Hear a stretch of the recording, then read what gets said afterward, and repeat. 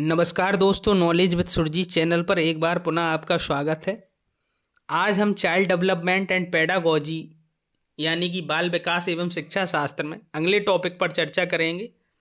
आइए देर ना करते हुए शुरू करते हैं। आज का टॉपिक है विकास और अभिवृद्धि। आज का टॉपिक क्या है दोस्तों? विकास और अभिवृद्धि। विकास यानी कि डेवलपमेंट और अभिवृद्धि मीन्स होता है ग्रोथ। ग्रोथ को क्या बोलते हैं? अभिवृद्धि। अभिवृद्धि या वृद्धि एक ही बात होती है, अभिवृद्धि और वृद्धि। सबसे पहले हम बात करेंगे विकास की। किसकी बात करेंगे दोस्तों? विकास की। विकास क्या होता है? विकास प्रकृति की शाश्वत एवं सतत प्रक्रिया है। विकास क्या है दोस्तों? शाश्वत एवं सतत प्रक्रिया। शाश्वत क्या होता है? जो सदा स्थायी रहे, जो कभी नष्ट ना हो, जो नष्ट ना होने वाली ऐसी प्रक्रिया, उसको बोलते हैं शाश्वत। और सतत का मतलब होता है बिना किसी रुकावट के लगातार चलते रहना। तो विकास कैसी प्रक्रिया है? विकास ऐसी प्रक्रिया है जो बिना रुकावट के लगातार चलती रहती है, सदा स्थायी रहती है और कभी नष्ट नहीं होती। सृष्टि के समस्त उपादान प्रकृति के इस नियम के अधीन है। प्रकृति की जितनी भी चीजें हैं वो इस नियम के अधीन है। कहने का मतलब ये है कि प्रकृति की प्रत्येक चीज में विकास होता है। मनुष्य भी इसका उपवाद नहीं है। माता के गर्भ में आने से लेकर धरती पर जन्मने के बाद तक विकास की यह क्रिया नियम अनुसार धीरे धीरे मृत्यु तक चलती रहती है। विकास की जो प्रक्रिया है वो जीवन आरंभ होने से पहले यानी कि जैसे ही गर्भ अवस्था होती है, गर्भ से लेकर या जन्म से लेकर मृत्यु तक ये प्रक्रिया धीरे धीरे चलती रहती है। और यह जो प्रक्रिया है जन्म से लेकर मृत्यु तक चलने वाली विकास की यह प्रक्रिया कई सोपानों, कई अवस्थाओं जैसे शैशवावस्था है, बाल्यावस्था, किशोरावस्था, युवावस्था, प्रौढ़ावस्था तथा वृद्धा अवस्था से होकर गुजरती है। जो विकास है, विकास बहुआयामी होता है। विकास कैसा होता है दोस्तों? बहुआयामी। बहुआयामी का मतलब होता है कि जिसमें जीवन के अलग अलग आयामों पर, अलग अलग पहलुओं में परिवर्तन आता है। विकास ऐसी प्रक्रिया है, केवल उसमें किसी एक पहलू का अध्ययन नहीं किया जाता, एक पहलू का विकास नहीं होता है। विकास में जीवन के अलग अलग पहलुओं में परिवर्तन होता है। क्लियर दोस्तों? आगे देखते हैं इसमें क्या है, क्या आपको नोट करना है, नोट करते चलिए। विकास प्राणी की एक स्वाभाविक दशा है, नेचुरल है। ये जो विकास है वो नेचुरल है, होता ही है। और यह उसके गर्भ में आने पर अपने आप लगातार होता है। जब वह जन्म लेता है तो लगातार उस घड़ी तक चलता रहता है जब तक कि उसका प्राणांत नहीं होता। विकास एक लगातार धीरे धीरे होने वाली प्रक्रिया है। विकास क्या है? ये गर्भ में आने पर अपने आप लगातार होता है। जैसे ही गर्भ में आता है बच्चा और विकास उसमें प्रारंभ हो जाता है। जैसे ही वो जन्म लेता है, जन्म के बाद जन्म लेता है तो उसकी शैशवावस्था होती है बालक की। आप देखेंगे विकास में बच्चा धीरे धीरे बोलना शुरू करता है, उसके अंदर भावों का विकास होता है, गुणों का विकास होता है। और ये विकास जब तक चलता रहता है जब तक व्यक्ति का प्राणांत नहीं हो जाता, मतलब उसके प्राणों का अंत नहीं हो जाता, उसकी मृत्यु नहीं हो जाती, तब तक विकास धीरे धीरे चलता रहता है। यही बात प्रोफेसर चार्ल्स स्किनर ने कही है कि विकास एक लगातार और धीरे धीरे होने वाली प्रक्रिया है। आप चाहें तो इसे नोट्स कर सकते हैं। अगर आपसे पूछा जाए कि विकास एक लगातार और धीरे धीरे होने वाली प्रक्रिया है, ये बात किसने कही है, तो आप बता पाएंगे कि ये प्रोफेसर चार्ल्स स्किनर ने कहा है। क्लियर दोस्तों? इसमें आगे देखते हैं, आगे क्या है। विकास की कुछ परिभाषाएं दी हैं, अभी हमने आपको बताया। विकास समझ में आ गया होगा कि विकास क्या होता है। विकास में हमने आपको बताया कि विकास एक शाश्वत एवं सतत प्रक्रिया है मतलब एक स्थायी प्रक्रिया है, कभी नष्ट ना होने वाला, उसे बोलते हैं शाश्वत। जो बिना किसी रुकावट के चलती रहती ऐसी प्रक्रिया है विकास। विकास की परिभाषाएं देखते हैं। मनोवैज्ञानिक हरलॉक के अनुसार, हरलॉक कहते हैं कि विकास का अर्थ यह है कि इसमें परिपक्वता की दिशा की एक और व्यवस्थित तथा सुसंबद्ध प्रकार के परिवर्तनों की एक प्रगतिशील श्रृंखला शामिल होती है। ये बात कौन कहता है? ये बात कहते हैं हरलॉक। क्लियर दोस्तों? ये आपको कथन दे दिया जाएगा, ये आपको याद रखना पड़ेगा इसी तरह से। और आपसे पूछा जा सकता है कि ये कथन किसका है, तो अगर आपने पढ़ा होगा, पता होगा, तो आप बता पाएंगे कि ये कथन हरलॉक का है। अगली परिभाषा देखते हैं। गैसेल महोदय क्या कहते हैं? गैसेल के अनुसार विकास केवल एक धारणा से अधिक होता है। जो गैसेल हैं उनका कहना है कि विकास केवल एक धारणा नहीं है, उससे बहुत ज़्यादा है। इसका निरीक्षण, मूल्यकरण और कुछ सीमा तक अंग विश्लेषण, शरीर ज्ञान, व्यवहारात्मक जैसे 3 बड़े प्रकटीकरणों में मापन भी हो सकता है। कौन से 3 प्रकटीकरण हैं? अंग विश्लेषण, शरीर ज्ञान तथा व्यवहारात्मक जैसे 3 प्रकटीकरणों में मापन भी हो सकता है। ये गैसेल महोदय कहते हैं। यदि आपको ये कथन दे दिया जाए, विकास केवल एक धारणा से अधिक होता है, इसका निरीक्षण, मूल्यकरण और कुछ सीमा तक अंग विश्लेषण, शरीर ज्ञान, व्यवहारात्मक जैसे 3 बड़े प्रकटीकरणों में मापन भी हो सकता है, और आपसे पूछा जाए ये कथन किसका है, तो आप बताएंगे कि ये कथन गैसेल का है। क्लियर दोस्तों? आगे देखते हैं। आगे बात करेंगे अभिवृद्धि की। अभिवृद्धि क्या है? अभिवृद्धि यानी कि वृद्धि, एक ही बात है। इंग्लिश में जैसे बोलते हैं ग्रोथ। अभिवृद्धि आयु विशेष तक चलने वाली प्रक्रिया मानी गई है। कहने का मतलब ये है कि जो वृद्धि है या अभिवृद्धि है, ये आयु विशेष तक, एक आयु के बाद ये प्रक्रिया रुक जाती है।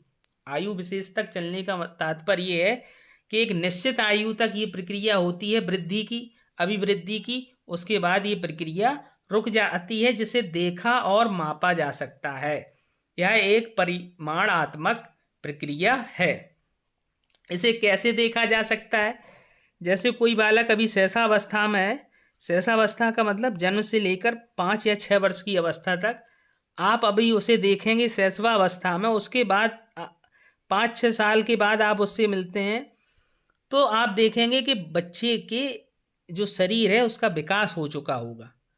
तो जो ये विकास हुआ है, शरीर का विकास, ये किस प्रक्रिया के अंतर्गत आएगा? ये वृद्धि की प्रक्रिया। तो उसमें बालक में वृद्धि हुई है, और उसे आप माप सकते हैं कि जन्म के समय बच्चा इतने फुट का या इतने सेंटीमीटर या इतने मीटर का था, उसके बाद जैसे बच्चा बड़ा हो जाता है तो आप देखते हैं वो 5 फुट या 6 फुट का हो जाता है, तो हम उसका मापन कर सकते हैं, माप सकते हैं। तो जो वृद्धि है वो एक परिमाणात्मक प्रक्रिया है। परिमाणात्मक प्रक्रिया का मतलब यही होता है कि जिसका हम मापन कर सकते हैं। क्लियर दोस्तों? आगे देखते हैं। आगे क्या है?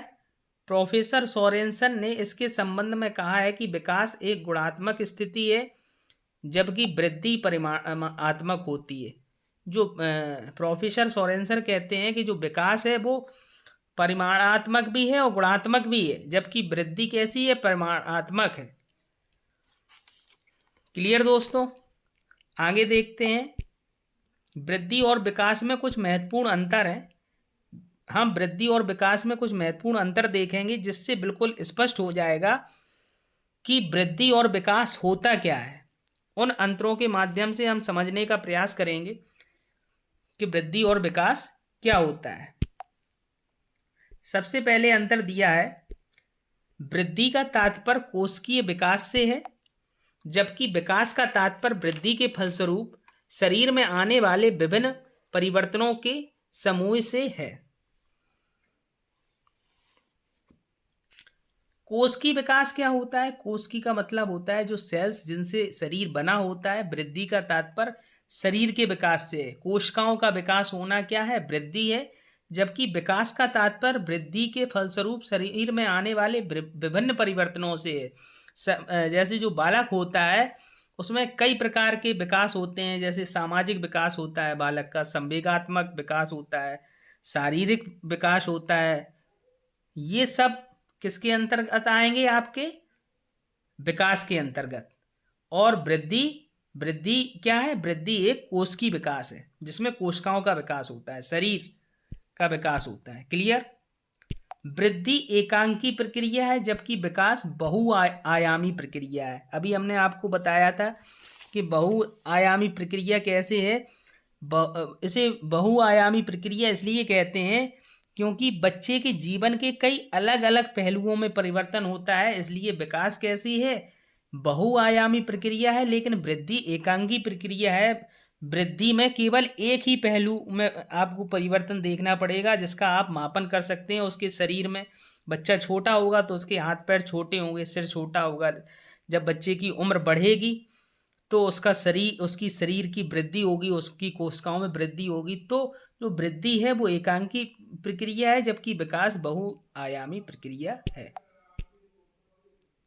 क्लियर? अगला पॉइंट देखते हैं। वृद्धि केवल उन्हीं कारकों से संबंधित होती है जो बालक के जन्म के समय उसमें विद्यमान होते हैं, जबकि विकास के लिए ऐसा आवश्यक नहीं रहता।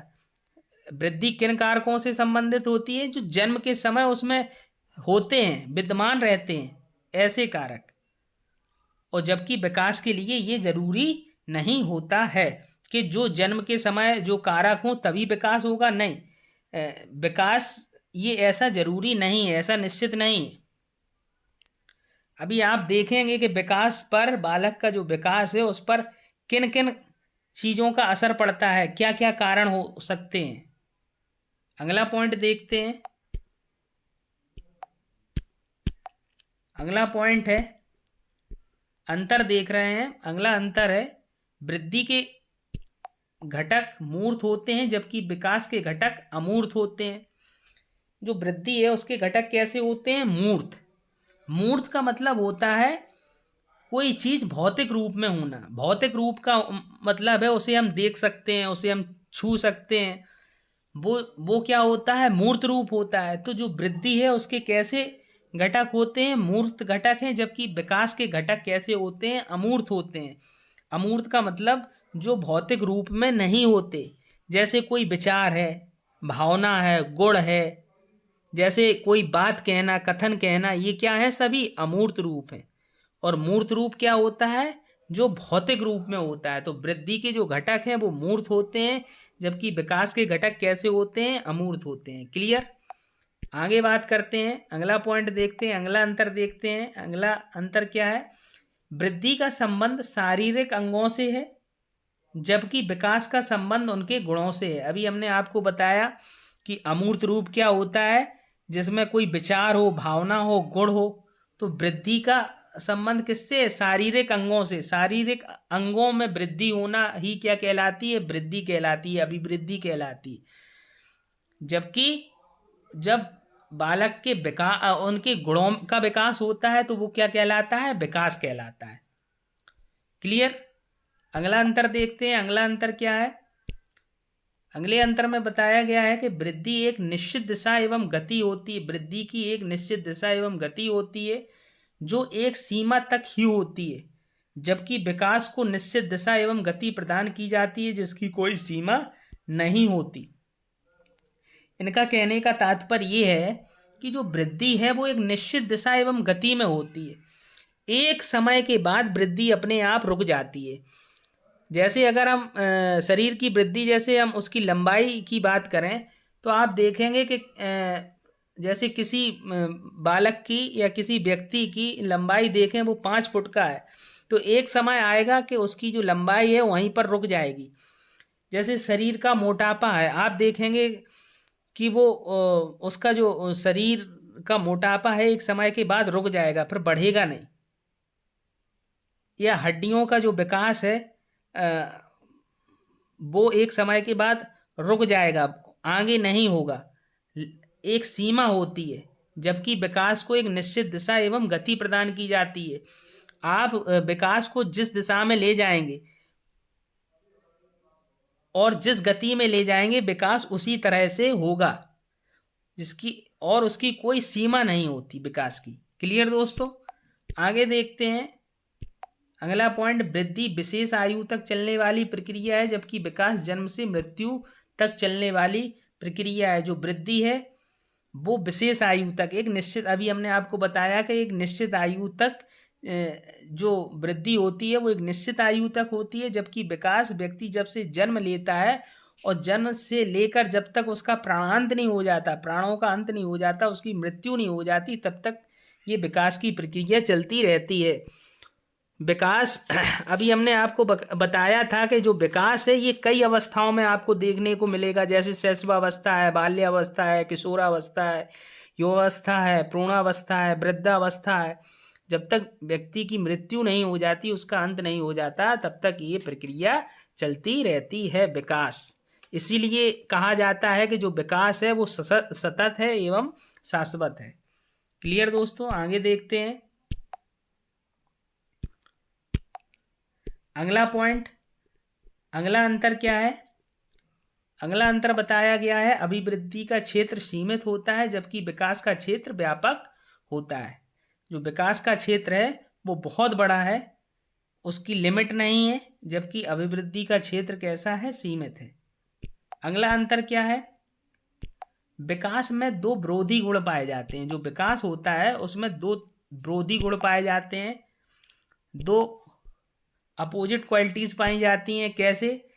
एक है वृद्धि और दूसरा है क्षय। ये दो विरोधी गुण पाए जाते हैं विकास में। जीवन की प्रारंभिक काल में जो वृद्धि की गति है वो तीव्र होती है। जीवन का प्रारंभ काल यानी कि शैशवावस्था, जब जीवन का प्रारंभ काल होता है, शैशवावस्था होती है या बाल्यावस्था होती है, उस समय जो वृद्धि की गति होती है वो बहुत तेज होती है और क्षय की गति बहुत मंद होती है। क्षय का मतलब उसका क्षय होना, नुकसान होना, घटना कोई चीज, उसको बोलते हैं क्षय। जबकि जीवन के अंतिम समय में वृद्धि की गति मंद और क्षय की गति कैसी हो जाती है दोस्तों? तीव्र हो जाती है। जब अंतिम समय आता है व्यक्ति का, एक निश्चित आयु के बाद, एक निश्चित समय के, विशेष समय के बाद जो वृद्धि की गति है वो कैसी हो जाती है? धीरे धीरे हो जाती है, मंद हो जाती है। हम ये कह सकते हैं कि अंततः वो रुक जाती है। एक समय के बाद जो वृद्धि है वो कैसी हो जाती है? रुक जाती है। और जो क्षय की गति है वो कैसी होने लगती है? तीव्र। क्लियर। आगे बात करते हैं सेल क्या कहते हैं इस बारे में, विकास के बारे में। सेल महोदय का कहना है, विकास एक तरह का परिवर्तन है जिसमें बच्चों में नवीन विशेषताओं एवं क्षमताओं का विकास होता है। विकास क्या है? परिवर्तन है, चेंज है, जिससे क्या होता है? न्यू क्वालिटीज एवं क्षमताओं का विकास होता है। न्यू क्वालिटीज एंड कैपेसिटी का डेवलपमेंट होता है। क्लियर दोस्तों, ये कथन है सेल का। आगे बात करते हैं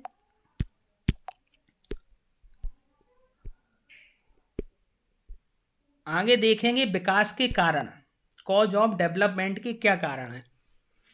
क्लियर दोस्तों।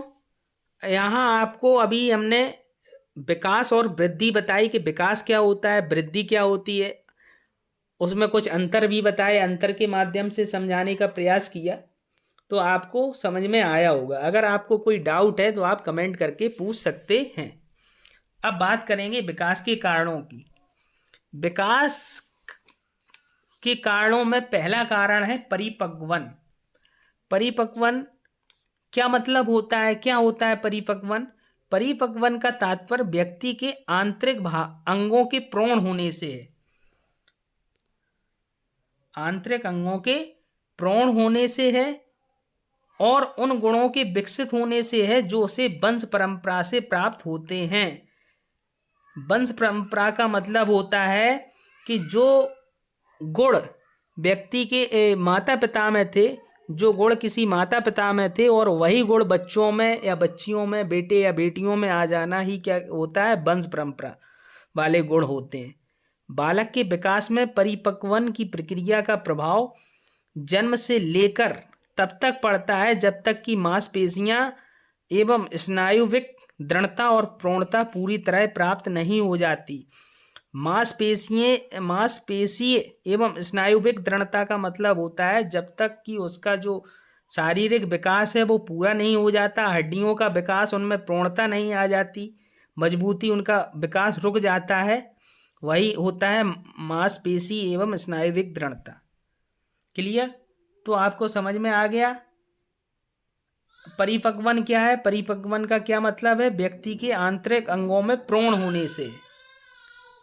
क्लियर? अब अगला क्या कारण है विकास का? अगला कारण है अधिगम। अधिगम का मतलब होता है सीखना। कैसे सीखते हैं? अधिगम क्या है? यह वह प्रक्रिया है जो अभ्यास, चुनाव, निर्देशन और प्रयोजन से पूर्ण होती है। व्यक्ति कैसे सीखता है? अभ्यास करने से, चुनाव करने से, निर्देशन और प्रयोजन से। क्लियर? अगला पॉइंट है सक्रियता। अगला विकास का क्या कारण है? सक्रियता। परिपक्वन और अधिगम की क्रियाओं के परस्पर सक्रिय होने से भी विकास की प्रक्रिया को गति मिलती है। अगर आप अधिगम की क्रियाओं के परस्पर सक्रिय नहीं होंगे तो विकास की प्रक्रिया वो धीमी पड़ जाएगी। कैसी हो जाएगी दोस्तों? धीमी हो जाएगी, उसमें गति नहीं मिलेगी। अगर आप परिपक्वन और अधिगम की क्रियाओं के परस्पर सक्रिय हैं तो व्यक्ति आगे बढ़ता रहता है, उसकी जो विकास की प्रक्रिया है उसको गति मिलती रहती है। क्लियर दोस्तों? अब अगला कारण देखते हैं। अगला कारण है विकास के कारण में चौथा है संघर्ष। विकास का कारण है जीवन का संघर्ष और संघर्ष में सफलता। विकास का क्या कारण है? जीवन का संघर्ष। जीवन का अगर संघर्ष और संघर्ष में सफलता जब मिलती है, ये भी एक विकास का कारण है। जैसा कि डार्विन और अन्य विकासवादियों का विचार है।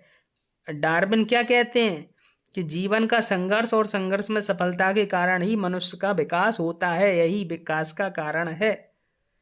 क्लियर? अगला कारण देखते हैं। अगला कारण क्या है? अगला कारण है जीवन शक्ति अंतः प्रेरणा। जीवन शक्ति अंतः प्रेरणा क्या होता है? अंतः प्रेरणा, अंतः प्रेरणा मीन्स अंदर से प्रेरणा मिलना। जीवन शक्ति व्यक्ति में अपना अनुवंशिक प्रदाय होता है और वह एक परिवेश में जन्म लेता है और परिवेश से प्रेरित होकर जीवन धारण किए हुए आगे बढ़ता है। बिल्कुल ये सही है ना कि व्यक्ति एक परिवेश में जन्म लेता है और परिवेश से प्रेरित होकर, परिवेश का मतलब होता है उसके आसपास की जो भी चीज़ें हैं या उसके आसपास जिस तरह की घटनाएं हो रही हैं, जिस तरह सामाजिक घटनाएं हो रही हैं, उनसे ही तो प्रेरित होकर व्यक्ति उनसे सीखता है और आगे बढ़ता है। परिवेश से उसे अंतः प्रेरणा मिलती है, परिवेश से सीखता है। तो ये हो गया आपका जीवन शक्ति और अंतः प्रेरणा। क्लियर? अब आगे देखते हैं। तो आपको समझ में आया विकास के क्या कारण हैं? विकास के हमने आपको 5 कारण बताए। पहला कारण था परिपक्वन, दूसरा अधिगम, तीसरा सक्रियता, चौथा संघर्ष और पांचवा जीवन शक्ति और अंतः प्रेरणा, और इन पर विस्तृत चर्चा भी की गई। क्लियर दोस्तों? अब आगे देखते हैं। अगला जो पॉइंट है, अगली हेडिंग है, वो है विकास की विशेषताएं। इसकी विशेषताएं क्या है विकास की? Characteristics of development. विकास कैसा होता है? विकास की विशेषताएं मतलब उसके गुण, क्वालिटीज क्या होती हैं? तो पहली जो विशेषता है वो है विकास एक प्रतिदर्श रूप में होता है। प्रतिदर्श क्या होता है? प्रतिदर्श रूप में होना क्या है? प्राणी अपनी विशेष जाति के अनुसार विकास करता है। प्राणी में जन्म के पूर्व से लेकर मृत्यु तक विकास का एक व्यवस्थित और निश्चित रूप होता है। होता है कि नहीं? विशेष जाति के अनुसार, विशेष जाति के अनुसार जैसे बालक होगा तो वो उस हिसाब से विकास करेगा, बालिकाएं होंगी वो उस हिसाब से बालिकाओं के हिसाब से विकास करेंगी। अगर हम मनुष्यों को छोड़कर पशु पक्षियों या जानवरों की बात करें तो जानवर जानवरों की जाति होती है वो उसके अनुसार विकास करते हैं। क्लियर दोस्तों? तो विकास एक प्रतिदर्श रूप में होता है। प्रतिदर्श रूप का मतलब ये है कि जो प्राणी होता है वो अपनी विशेष जाति के अनुसार विकास करता है। अगली क्या विशेषता है? अगली विशेषता है विकास सामान्य से विशिष्ट अनुक्रियाओं की ओर होता है। सामान्य से विशिष्ट अनुक्रियाओं की ओर होता है कैसे? विभिन्न बातें अध्ययनों से विदित हुई हैं कि गति संबंधी एवं मानसिक विकास के सभी पक्षों में बालक पहले सामान्य अनुक्रियाएं करता है तथा बाद में यह विशिष्ट अनुक्रियाएं करता है। सामान्यतः यह क्रमशः बढ़ती हैं। यहाँ सीधे और सरल शब्दों में हम यह भी कह सकते हैं कि विकास परिवृत्त होता है। इसे हम एक उदाहरण के माध्यम से समझने की कोशिश करते हैं। जब बच्चा जैसे किसी को बुलाने की कोशिश करता है तो वो चिल्लाएगा, उसकी भाषा हम नहीं समझेंगे, लेकिन वो कोशिश करेगा, जैसे माँ को या परिवार के अन्य सदस्यों को बुलाने की जब कोशिश करेगा, जब बच्चा शैशवावस्था में होता है तो वो आवाज़ निकालेगा, चिल्लाएगा। तो ये उसमें क्या है? सामान्य अनुक्रिया है। लेकिन जैसे ही उसका धीरे धीरे विकास होगा तो उसे बुलाने का पता चल जाएगा कि कैसे बुलाया जाता है, तो वो कहेगा इधर आओ। तो जो विकास है वो कैसे होता है? सामान्य से विशिष्ट अनुक्रियाओं की ओर होता है। सामान्य क्रियाओं में जैसे देखें, बच्चा शुरुआत में अगर आगे बढ़ने की कोशिश करता है, चलने की कोशिश कैसे करेगा? घुटनों के बल। तो ये इसमें पहले सामान्य विकास हुआ, फिर उसमें विशिष्ट अनुक्रियाएं होती हैं। क्लियर दोस्तों? समझ में आया? अगली विशेषता देखते हैं। अगली विशेषता क्या है? विकास जो है वो लगातार होता है। अभी हमने आपको बताया था कि जो विकास है वो एक सतत, बिना रुक के चलने वाली और शाश्वत प्रक्रिया है, सतत प्रक्रिया है विकास। सतत प्रक्रिया का मतलब होता है लगातार चलने वाली प्रक्रिया है। विकास एक अविच्छिन्न प्रक्रिया और यह जीवन पर्यंत चलती रहती है। क्लियर दोस्तों? ये बात सैनफोर्ड महोदय ने कही थी कि जो विकास है वो एक अविच्छिन्न प्रक्रिया और यह जीवन पर्यंत चलती रहती है। प्राणियों की जीवन के आरंभ अर्थात गर्भावस्था से शुरू होता है जो विकास है, और प्राकृतिक नियमों के अनुसार शारीरिक तथा मानसिक विकास क्रमशः साथ ही साथ होता है। तो ये आप ध्यान रखिएगा, जो विकास है वो कैसी प्रक्रिया है? एक सतत प्रक्रिया है। अगली विशेषता देखते हैं। विकास की दर में व्यक्तित्व भिन्नताएं स्थिर होती हैं। जो विकास की दर है उसमें जो व्यक्तिगत भिन्नताएं होती हैं वो कैसी होती हैं? स्थिर होती हैं। कहने का तात्पर्य ये है कि जो शारीरिक और मानसिक विकास की दर होती है वो कैसी होती है? स्थिर होती है, कम या अधिक नहीं होती है। व्यक्तित्व भिन्नताएं जो हैं वो कैसी होती हैं? स्थिर होती हैं। क्लियर?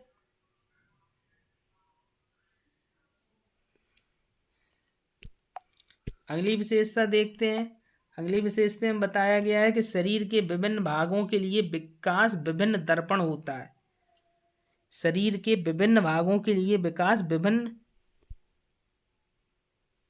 दर्पण, दर्पण नहीं दर पर, ये गलत लिख गया, दर्पण, दर्पण नहीं है, ये दर पर है, दर पर।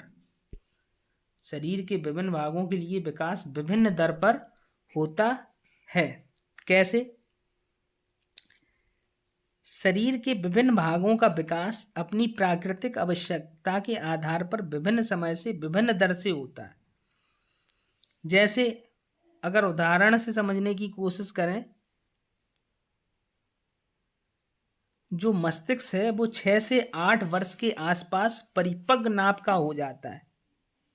हो जाता है कि नहीं? जो मस्तिष्क है वो 8 वर्ष तक लगभग परिपक्व नाप का हो जाता है, परंतु इसके बहुत बाद उसकी क्रियाओं में संगठन क्षमता आती है।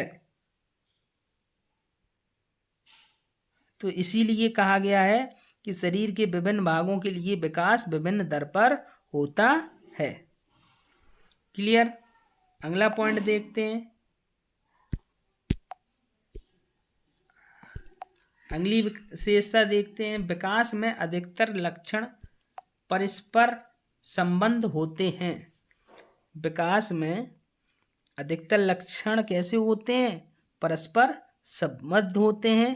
कहने का मतलब ये है कि प्रत्येक शारीरिक, बौद्धिक, भावात्मक, सामाजिक लक्षण दूसरे लक्षण के साथ उसी तरह दिखाई देते हैं जैसे किसी कपड़े पर विभिन्न प्रकार के सूत से बनी हुई अलग अलग डिजाइनें। समझ में आया? अगली विशेषता देखते हैं। अगला पॉइंट है विकास का आगम बताया जा सकता है। विकास का आगम नहीं है, ये आगम है। आगम बड़ा। विकास का आगम बताया जा सकता है। आगम बताने का मतलब कि बालक आने वाले समय में, आगे के समय में किस तरह से विकास करेगा, इसे बोलते हैं आगम बताना। क्योंकि अभी आपको बताया गया है कि विकास के लक्षण, उसके दर या गति को जाना जा सकता है, और उसी लक्षणों, दर और गति से ये बताया जा सकता है, ये बताना बहुत स्वाभाविक है कि आगे क्या होगा, बालक आगे कैसा व्यवहार करेगा। क्लियर? यह हुआ विकास का आगम बताना। अगली विशेषता देखते हैं। अगली विशेषता में बताया गया है प्रत्येक विकास पक्ष का लक्षण विशेष होता है। मानव जीवन जो है वो अवस्थाओं में बढ़ता है। अभी आपको बताया था कई प्रकार की अवस्थाएं होती हैं, शैशवावस्था, बाल्यावस्था, किशोरावस्था, प्रौढ़ावस्था। तो जो मानव जीवन है वो कैसे बढ़ता है? अवस्थाओं में बढ़ता है, और प्रत्येक अवस्था दूसरे से एक प्रभावी लक्षण या प्रमुख विशेषता से भिन्न हो जाती है, जो इस अवधि को उसको संसक्तता, एकता और अपूर्वता प्रदान करती है। अगला पॉइंट है, अगली विशेषता है बहुत से तथा कथित समस्या व्यवहार के रूप में अवस्था विशेष में होने वाले सामान्य व्यवहार होते हैं। सामान्य व्यवहार कैसे? कौन कौन से सामान्य व्यवहार? जैसे प्रारंभिक अवस्था में कुछ ऐसे व्यवहार हैं जैसे तुतलाना। सामान्य व्यवहार का मतलब वो सभी बालकों में देखने को आपको मिलेंगे, उसी तरह के जो व्यवहार हैं। जैसे शुरुआत में कोई भी बालक हो, कोई भी शिशु हो, आपको तुतलाता नजर आएगा। आंख झपकाना, आंख झपकाते हैं, दांत से नाखून काटना, तनाव प्रकट करना, भावात्मक आरक्षा आदि। वास्तव में ऐसे व्यवहार स्वाभाविक होते हैं जो अभिभावक या अध्यापक कभी कभी ही समझ पाते हैं, और परस्पर एक तनाव व खिंचाव उत्पन्न हो जाता है। ऐसी दशा में बच्चों को आवश्यकताओं एवं विशेषताओं को समझना अत्यंत जरूरी है। ये थी आपकी 9वीं विशेषता, समस्या व्यवहार के रूप में अवस्था विशेष में होने वाले सामान्य व्यवहार। आगे देखते हैं।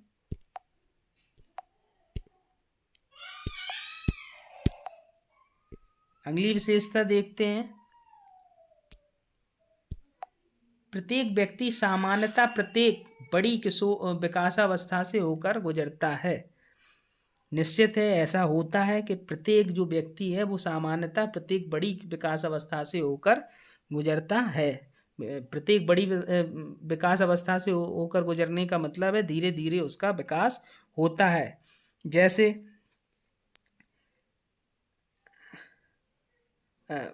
ये कह सकते हैं कि प्रत्येक प्राणी में विकास अपने समय और अवस्था में ही होता है। अगला पॉइंट देखते हैं।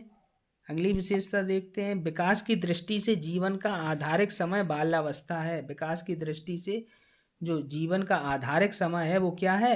बाल अवस्था है। ये प्रश्न के रूप में भी पूछा गया है, ये परीक्षा में आ चुका है कि विकास की दृष्टि से जीवन का आधारिक समय कौन सा है, तो ये है बाल अवस्था। क्लियर। अगली विशेषता देखते हैं विकास क्या के बारे में। विकास व्यापक होता है और अभिवृद्धि की तरह सभी व्यक्तियों में भिन्न होता है। विकास कैसा होता है? व्यापक होता है और अभिवृद्धि की तरह सभी व्यक्तियों में भिन्न होता है। मतलब ये है कि विकास की यदि अभिवृद्धि से तुलना करें तो यह अभिवृद्धि से अधिक व्यापक कहा जाएगा। इसके अतिरिक्त यद्यपि सभी व्यक्ति एक निश्चित ढंग से विकास करते हैं, फिर भी उनके विकास की शैली अलग अलग और अपनी ही होती है। इससे वे क्या होते हैं? इससे वे भिन्न होते हैं। क्लियर। समझ में आया कि व्यक्तियों से भिन्न होता है, अभिवृद्धि की तरह सभी व्यक्तियों से भिन्न होता है। जो विकास होता है वो सभी व्यक्तियों में कैसा होता है? भिन्न होता है।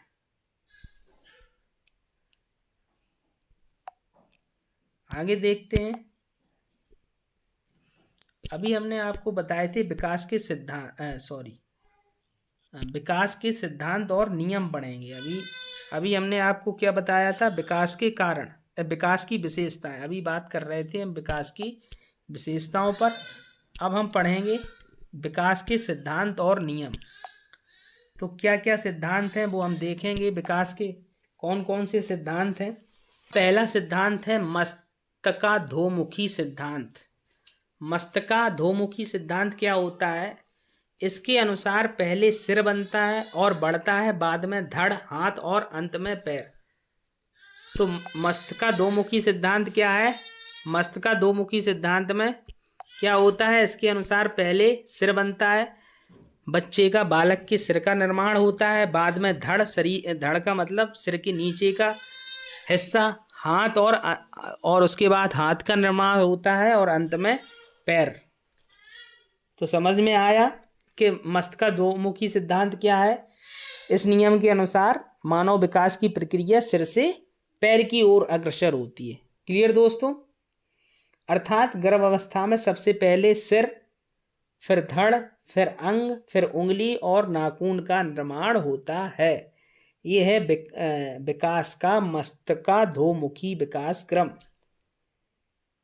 इसमें आपने क्या जाना कि जो विकास है, विकास लंबवत रूप में यानी कि सिर से पैर की ओर होता है।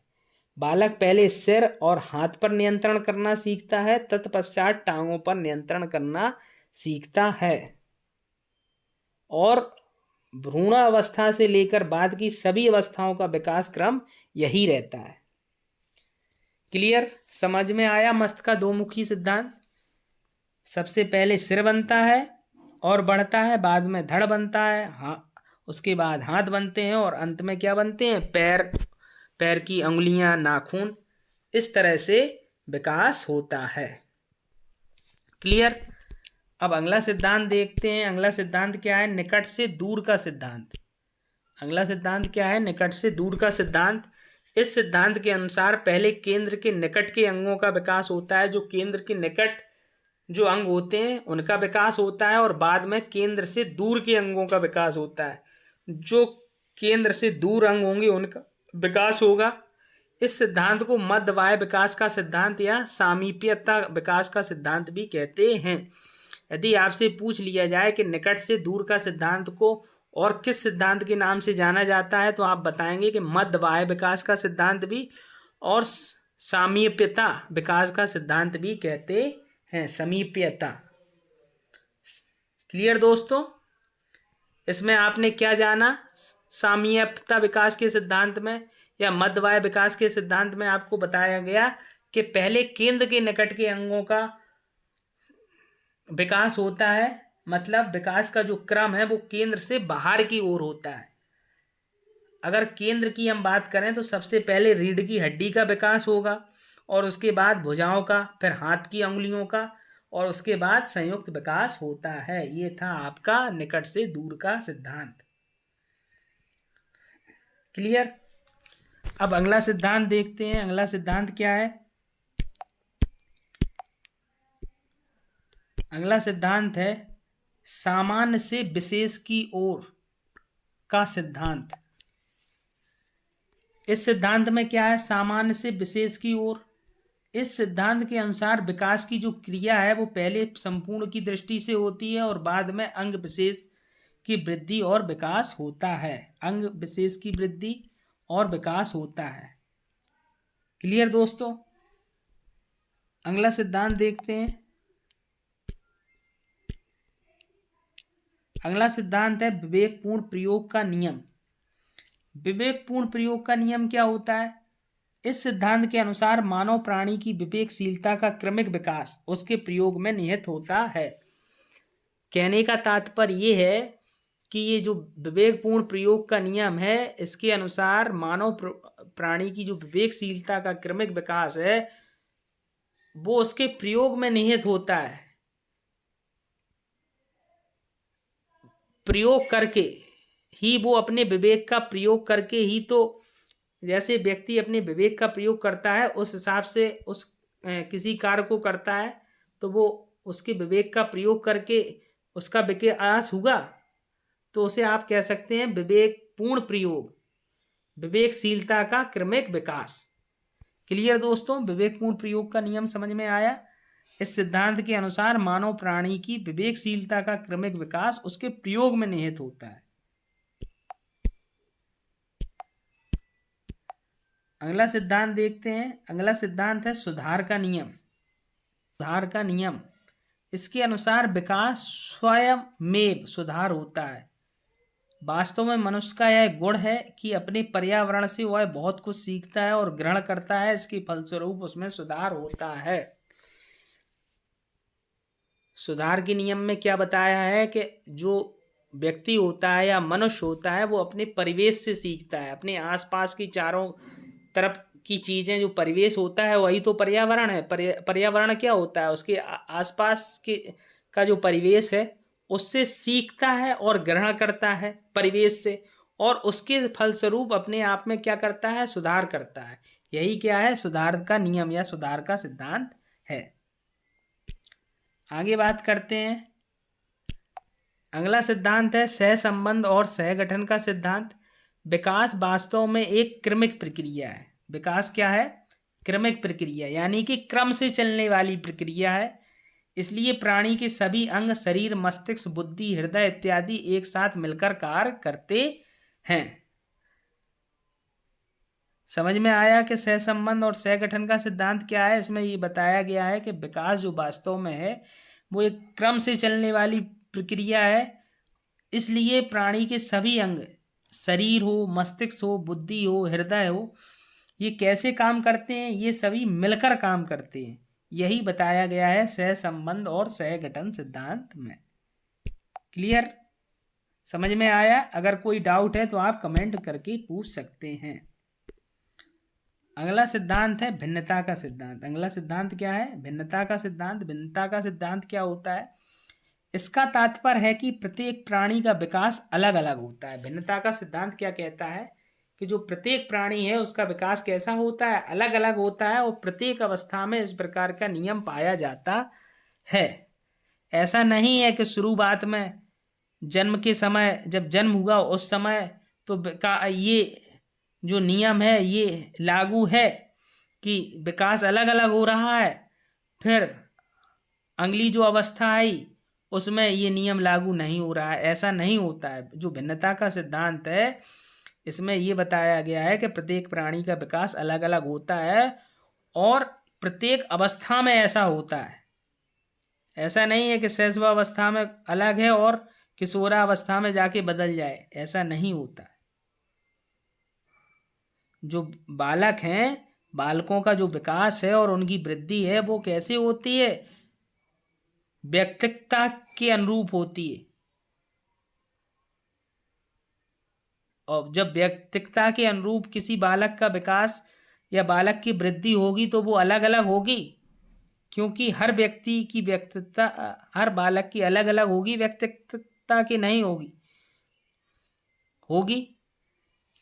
इसीलिए प्राणी का विकास कैसे होता है? अलग अलग होता है। यही भिन्नता का सिद्धांत है। समझ में आया? कोई डाउट? क्लियर? आगे देखते हैं। अगला सिद्धांत है सरल से जटिल का सिद्धांत। अगला सिद्धांत क्या है दोस्तों? सरल से जटिल। इसका तात्पर्य यह है कि पहले बालक सरल चीजों को करता है और बाद में वह जटिल चीजों को करता है। यह तो व्यवहारिक चीजें हैं, ये तो आपको पता ही होंगी, देखी होंगी, आपने अनुमान लगाया होगा कि जो बालक होता है पहले वो सरल चीजें सीखता है, सरल चीजों को करता है, फिर बाद में वह जटिल चीजों को करता है। तो ये है सरल से जटिल का सिद्धांत। आगे बात करते हैं। तो ये थे आपके जो विकास के सिद्धांत थे,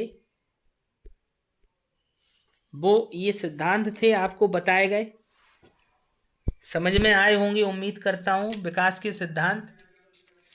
अब हम आगे बात करेंगे विकास के आधार, फाउंडेशन ऑफ डेवलपमेंट। विकास के क्या आधार हैं, बेस क्या है? विकास प्राणी और उसके पर्यावरण के बीच होने वाली क्रिया का उत्पाद होता है। विकास क्या है? विकास प्राणी और उसके पर्यावरण, जो प्राणी है और उसका जो पर्यावरण है, पर्यावरण जो आसपास का परिवेश है, उसके बीच जो क्रिया होती है, उन क्रियाओं से जो उत्पाद होता है वही उत्पाद है विकास। इस तथ्य से विकास के आधार का संकेत मिलता है। विकास के दो आधार हैं। विकास के कितने आधार हैं? विकास के दो आधार हैं। विकास का पहला आधार है आनुवांशिकता यानी कि हेरिडिटी, और दूसरा आधार है पर्यावरण। इन्हीं दो आधारों पर जो व्यक्ति का विकास है, इन्हीं आधारों पर व्यक्ति का विकास होता है। सबसे पहले हम बात करेंगे आनुवांशिकता की, हेरिडिटी की। मनोवैज्ञानिक अर्थ में आनुवांशिकता का तात्पर्य होता है, मनोवैज्ञानिक अर्थ में आनुवांशिकता का तात्पर्य होता है कि वे सभी शारीरिक, भावात्मक और बौद्धिक लक्षण और गुण जो माता पिता से पुत्र पुत्रियों को पीढ़ी दर पीढ़ी प्राप्त होते हैं, इसे बोलते हैं आनुवांशिकता। जो लक्षण, जो शारीरिक लक्षण, भावात्मक लक्षण, बौद्धिक लक्षण जो किसी बालक के माता पिता में या बालिका के माता पिता में थे, वही लक्षण उस बालक या बालिका में आ जाना क्या कहलाता है? हेरिडिटी। आनुवांशिकता के कारण भी विकास होता है। विकास के आधार क्या बताए गए? एक तो आनुवांशिकता कि जो चीजें माता पिता में है वो बच्चों में ट्रांसफर हो जाना। जैसे आपने देखा होगा, बोले कहते हैं बच्चा माँ पे गया है, पिता पे गया है। ऐसा क्यों कहते हैं? कि जो बच्चे का शारीरिक जो विकास है या जो शारीरिक रूप है उसका, वो या तो माता के अनुसार, माता के जैसा होगा या पिता के जैसा होगा। तभी तो कहते हैं कि बच्चा माता जैसा है या पिता जैसा है। क्यों कहते हैं? क्योंकि जो जो आनुवांशिक लक्षण है, आनुवांशिक लक्षणों में शारीरिक, भावात्मक और बौद्धिक लक्षण आ जाते हैं। ये लक्षण बच्चों में ट्रांसफर हो जाते हैं। तो समझ में आया आपको कि आनुवांशिकता से कैसे विकास का आधार कैसे है? क्लियर दोस्तों? समझ में आया आनुवांशिकता क्या है? अब अगला आधार देखते हैं। अगला आधार आपको हमने क्या बताया? पर्यावरण यानी कि एनवायरमेंट। अगला आधार क्या है? पर्यावरण। विकास का दूसरा आधार पर्यावरण होता है। साधारण भाषा में हमारे चारों ओर जो प्रकृति, मनुष्य और संस्थान है और जिनका प्रभाव हमारे विकास पर पड़ता है, वही हमारा क्या है? वही पर्यावरण है। पर्यावरण तो आप जानते हैं, हमारे आसपास का जो परिवेश है, वो परिवेश में वस्तुएं भी आ जाती हैं, परिवेश में रहने वाले मनुष्य भी आ जाते हैं, जो संस्थान है वो भी आ जाते हैं, जो साधन है वो भी आ जाते हैं। ये सब क्या आ जाते हैं? हमारे परिवेश में। और हमारे परिवेश जैसा होगा वैसा ही, बालक का परिवेश जैसा होगा उस पर वैसा ही असर आएगा, उसका विकास उसी क्रम में होगा। अगर जैसे आपको उदाहरण दे के समझाएं कि जैसे किसी बालक के घर में आध्यात्मिक चीज़ों पर ज़्यादा ध्यान दिया जाता है, आध्यात्मिक बात है या धर्म से जुड़ा हुआ माहौल है, तो जो बच्चा होगा उसका विकास धार्मिक रूप से हो जाएगा। उसकी रुचि धर्म के प्रति ज़्यादा होगी, धार्मिक चीज़ों पर ज़्यादा होगी। होगा ऐसा कि नहीं होगा? तो यही क्या है? पर्यावरण है। उस बालक के विकास पर पर्यावरण का असर पड़ रहा है, जो उसके आसपास का परिवेश है उसका आपको असर दिख रहा है? हाँ, दिख रहा है। क्लियर दोस्तों, समझ में आया? आगे देखते हैं, आगे क्या है। आगे एक मनोवैज्ञानिक है, बोरिंग लेगफेल्ड कहते हैं कि मनोवैज्ञानिक तौर पर किसी व्यक्ति के पर्यावरण में उत्तेजना का कुल योग शामिल होता है। जो पर्यावरण है उसमें एक्साइटमेंट, उत्तेजना का कुल योग शामिल होता है, जो वह अपने गर्भाधान से लेकर मृत्यु तक प्राप्त करता है। पर्यावरण वह सब कुछ होता है जो उसकी जीन्स को छोड़कर व्यक्ति को प्रभावित करता है। पर्यावरण केवल आपकी जीन्स को प्रभावित नहीं कर सकता, और सारी चीजों को प्रभावित करता है। एक बात कौन कहते हैं? Boring leg failed. क्लियर दोस्तों? अब आगे देखते हैं, आगे बात करते हैं। अब आगे बात करेंगे विकास के सिद्धांत और शिक्षा पर। अभी हम बात कर रहे थे विकास के आधार। विकास के हमने आपको दो आधार बताए, एक आनुवंशिकता और दूसरा पर्यावरण। इससे पहले अभी हमने विकास के सिद्धांत पढ़े हैं, लेकिन ये आप अगली हेडिंग लगाइए, विकास के सिद्धांत और शिक्षा। अगली हेडिंग आपको क्या लगाना है? विकास के सिद्धांत और शिक्षा। विकास के सिद्धांत और शिक्षा एक दूसरे से कैसे जुड़े हुए हैं? विकास के जो सिद्धांत हैं उनका शिक्षा से घनिष्ठ संबंध है। विकास के सिद्धांत का शिक्षा से कैसा संबंध है? घनिष्ठ संबंध है। और इन सिद्धांतों का शैक्षिक महत्व भी होता है। इनके द्वारा अभिभावक एवं शिक्षक को काफी लाभ होता है और वे शिक्षा की उचित योजना कर सकते हैं। किसके अनुसार? सिद्धांतों के अनुसार। और जो सिद्धांत है उसका शिक्षा से घनिष्ठ संबंध है। क्लियर दोस्तों? कैसे? पहला है बालक की शक्तियों से उचित आशा करना। बालक की शक्तियों से उचित आशा करना, इसका क्या मतलब है? इसका ये मतलब है कि जो बालक है उसमें जो शक्तियां हैं उसकी शक्तियों के अनुरूप ही आप उससे आशा कर सकते हैं। कहने का मतलब ये है कि बालक प्रौढ़ तो है नहीं, यदि उसमें पूर्ण मनुष्य के व्यवहार की अपेक्षा करेंगे तो उसका जो विकास है वो कैसा हो जाएगा? अवरुद्ध हो जाएगा। क्योंकि बालक तो बालक है, मनुष्य तो है नहीं। पूर्ण मनुष्य है क्या? बालक तो बालक होता है। उसमें क्या मनुष्य पूर्ण मनुष्य जितना विकास हो पाता है? नहीं होता है। तो यदि आप वो है बालक और आप उससे अपेक्षा कर रहे हैं कि ये बड़ों की तरह व्यवहार करे, तो क्या होगा? जो उसका विकास है वो अवरुद्ध हो जाएगा।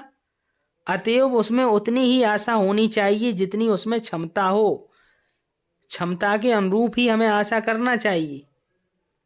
इस प्रकार उसे प्रोत्साहन मिलता है और वह यथाशक्ति कार्य पूरा करता है।